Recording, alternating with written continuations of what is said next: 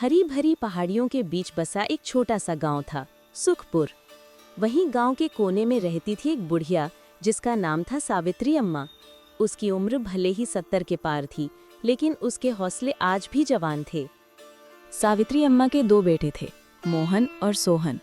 दोनों जवान थे, मगर आलसी इतने कि दिन भर बस पेड़ के नीचे बैठे गपशप करते रहते। सारा काम बुढ़िया अकेले करती, खेत की देखभाल से लेकर घर के सारे काम तक। मोहन हंसते हुए, अरे माँ, अब तुम भी क्या खेत में जाओगी? आराम करो ना। सावित्री अम्मा मुस्कुराकर, बेटा, अगर हाथ रुक गए तो पेट कैसे चलेगा? एक दिन सावित्री अम्मा सुबह सुबह खेत में बीज बोने गई। पूरा दिन तपती धूप में मेहनत की।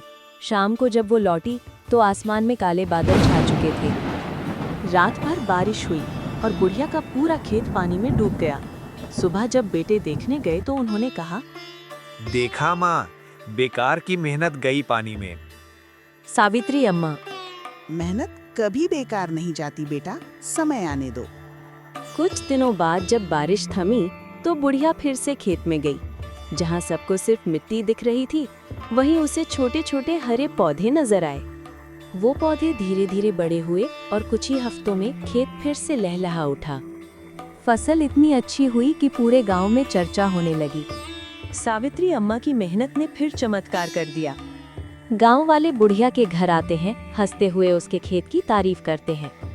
बेटे शर्मिंदा हो गए। माँ, हम गलत थे, अब हम भी तुम्हारे साथ काम करेंगे। याद रखना बेटा, सुख दुख आते जाते रहते हैं, पर मेहनत हमेशा फल देती है।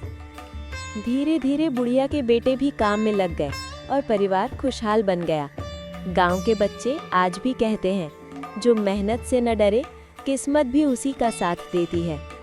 मॉरल: मेहनत कभी व्यर्थ नहीं जाती, देर सवेर उसका फल जरूर मिलता है।